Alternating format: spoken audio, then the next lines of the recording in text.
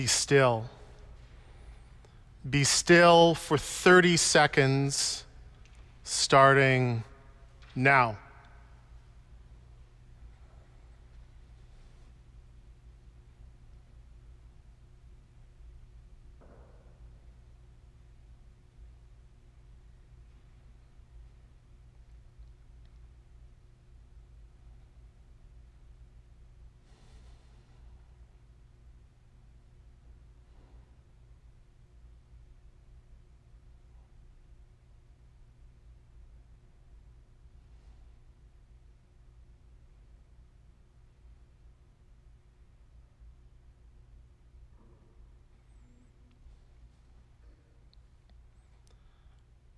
There will be signs in the sun, the moon, and the stars, distress among nations confused by the roaring of the sea and of the waves. People will faint from fear and foreboding, for the powers of the heavens will be shaken, shaken, shaken. Be honest. How was it for you to be still for 30 seconds? Where were you? What was going on for you as the seconds ticked past? Was it relaxing? Did it make you feel anxious or self-conscious or bored? Maybe you got annoyed and rebelled. Who does this guy think he is telling me to be still? Or perhaps as the seconds ticked past, you became very aware of just how long 30 seconds of stillness actually feels. The reality is most of us have trouble with stillness. Oh, we might say that we crave it. Life is so busy, we opine. Oh, how I wish I had just a minute just to be still. But when we get that minute, we tend to fill it not with stillness, but with stuff, don't we? We read something or eat something or turn on the Netflix, or more commonly these days, we mess around on our phones. We fill our seconds with stuff. Though we might think of ourselves as citizens, likely much more than we are aware of, we spend much of our time these days simply as consumers. Consumers in an economy of distraction where our attention and the data that is monitored, manipulated, and monetized from it is the new fungible currency. Empowered by AI and algorithms, it is an undeniable truth of our present reality that powerful corporate and political interests are becoming shockingly sophisticated in exploiting our often uneasy relationship with stillness. And what is at the root of this uneasiness?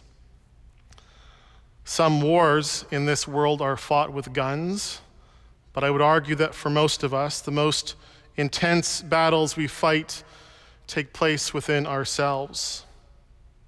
Shame, guilt, regret, fear, unhealthy self-talk about our own self-worth, those internal battles when it feels like the sun, the moon, and the stars in the heavens are shaken, shaken, shaken, and we don't like feeling this way, do we?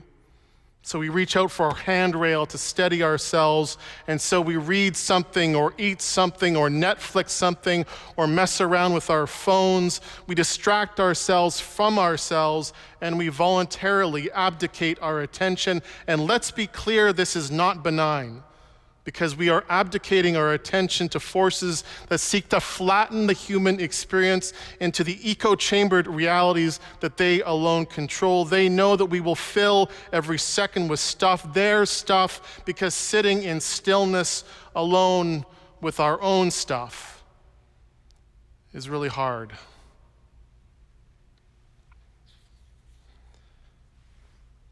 If you've been part of the Metropolitan community for a while, you will know that this is my first Sunday back after being away for 4 months on holiday and then sabbatical, and I am so grateful to the congregation for this gift of time, and to the lay leadership and to the staff and to my colleagues, especially Jim, who stepped up to support our shared ministry so meaningfully these past months.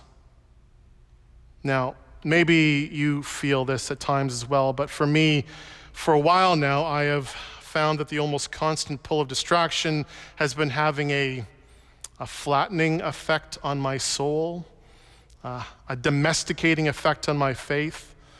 For a while now, I've been craving something deeper, more wolfish. So the gift of this time away of these past months was anchored by a wilderness rite of passage that I did in the Dartmoor forest of southwest England.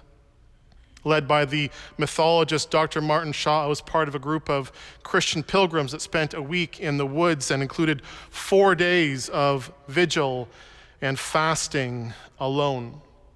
4 days. That's over 300,000 seconds with no food, no books, no tech, no tent, no one to talk to, just stillness, and the sun and the moon and the stars in the heavens to mark the passage of time. There in that primordial place of wind and waking dreams, we sat for a while outside the distraction economy, simple citizens of creation with the moss and the stone. As Dr. Shaw said, it was a time set apart to encounter the animal of life, not just the pelt.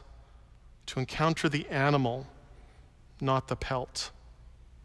From the Maasai of Kenya to the Satermawe of Brazil to the Anishinaabe and Inuit of North America, different cultures have been doing wilderness rite of passage rituals for millennia. But in our days, in our so-called modern culture, most of us, myself included, are not accustomed to feeling wolf breath on our face. It was hard. I found the stillness very hard. There, alone beneath the sun, moon, and stars in the heavens, there was nowhere to hide, no stuff to distract me from my own stuff, those fears, regrets, and unhealthy narratives that have keratinized within me over the years like snake scale. And as the seconds ticked past, the stillness became like a wire brush, scraping its way towards raw flesh. It was hard. At times it was horrible. And at least for the first 3 days, barely a second ticked past that I did not want to quit, to grab a well-worn handrail of distraction and get the heck out of there.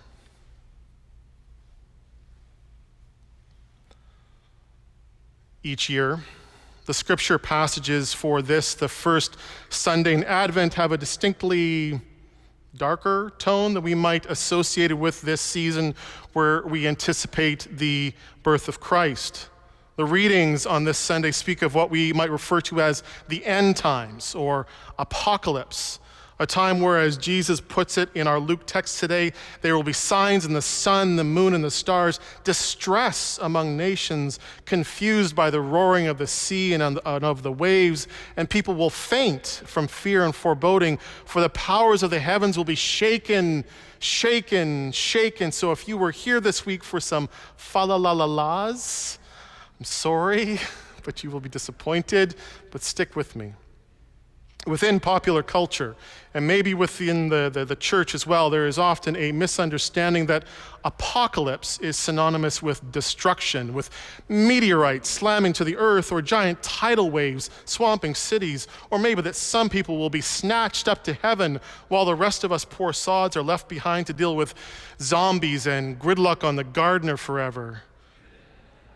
But as much fodder as these narratives offer Hollywood screenwriters and megaphone street preachers, none of it holds up to critical analysis, or I would argue to biblical faith.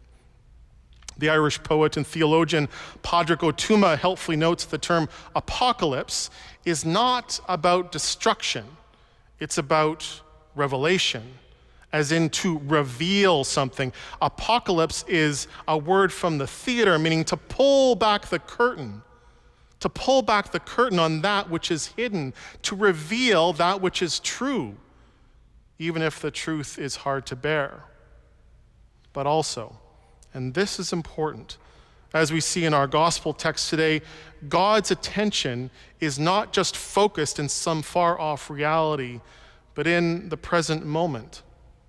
God's attention is especially focused in those hard moments, as Luke puts it, of fear and foreboding, when it feels like everything is shaken.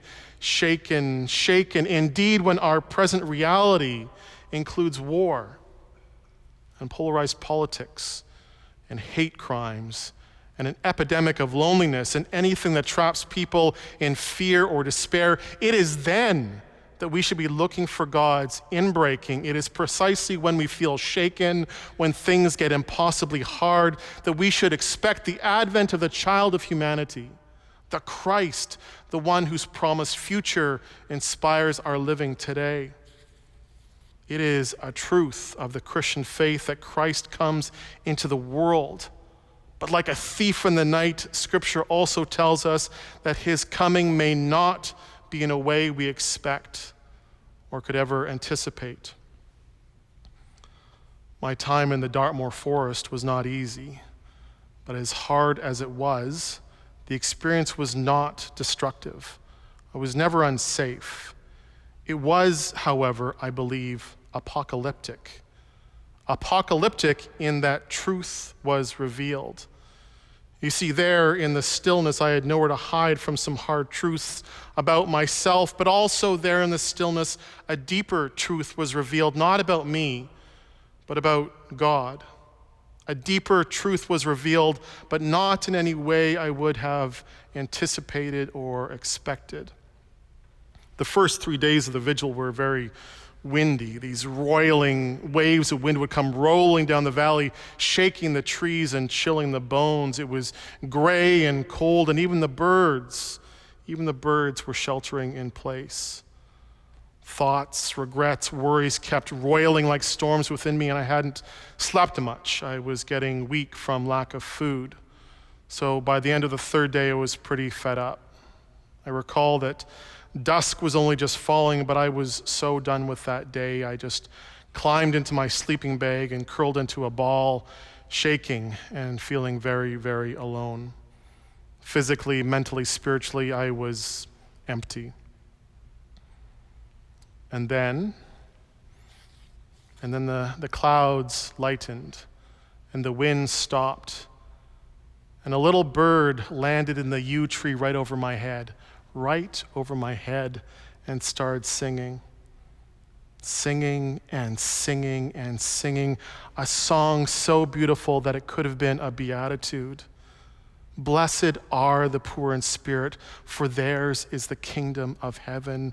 And I listened, and I found myself laughing and weeping, and all the shaking was steadied. There in the darkening time between the dog and the wolf, when I was empty, suddenly I was filled with bird song. I was filled with blessing. I don't pretend to understand it. This is the stuff of mystery, but I know it to be true because I experienced it, that what I needed was provided, and the deepest, the wildest part of me knows that it was provided by God. Even though I was cold, hungry, and alone, I didn't actually need the creature comforts or the technological distractions or the approval of others or any of the other handrails I tend to grab for when I'm feeling depleted or scared. I needed to know the truth. I needed to know the truth that I was worthy of God's attention. My beloveds, I come back to you from the forest with this message. You are worthy of God's attention. It is all true. Ask, and it will be given. Search, and you will find. Knock, and the door will be opened. Christ comes most directly into those moments when everything else is stripped away, and it is revealed just how much we need him. Perhaps it won't be with trumpets and a chorus of the heavenly host. Maybe for us, Christ comes in the presence of a friend when we need them, or in the kindness of a stranger on the subway, or maybe, just maybe, Christ's Spirit is revealed in a tiny bird in a forest far away with a voice so beautiful that it fills us with the courage we need to not give up when things get hard, to keep showing up, to keep showing up in our times of emptiness and our times of fullness, to show up in our longings and in our celebrations, and to recognize every second for what it is, a gift from God who shows up for us. The challenge of faith is never the absence of God. It's the absence of us. Christ is here in our present reality, but so often we aren't. We are pulled in dozens of different directions. We abdicate our attention and become inattentive to the details of life. And this is the great disconnect, because for God, the details matter. Nothing is unimportant. Not the trees, not the bees, not me, not you. Every detail matters to God, and for us, God will only be revealed in the details of our present reality. God is revealed in the details of your own life. Remember, seek the animal, not the pelt, and fear not the wolf breath on your face. Every second of every day is an invitation to behold what God has done and is doing right now to bring love and liberation into this world. Every second we are given is a new opportunity to say or sing or simply sit in the stillness of our faithful response, which naturally comes overflowing as praise-making for the gift of life, this fleeting gift of life that is so precious, that God comes in Jesus Christ to live it alongside us as one of us. Advent is a time for practicing attention, for waiting, watching, listening for the everyday revelation that God's promises are true, that God is with us, even in ways we might not anticipate or expect. And so in this season for practicing attention, especially if things get hard, if we are feeling depleted or scared or alone, and we are tempted to ask, where is God right now? I invite you to remember the deep truth that you are worthy of God's attention. You are worthy of God's attention. And ask yourself instead, where am I right now? Be still and ask, where am I right now? And maybe, just maybe, as the seconds tick past, you will hear a bird song on the wind. Shh. Be still.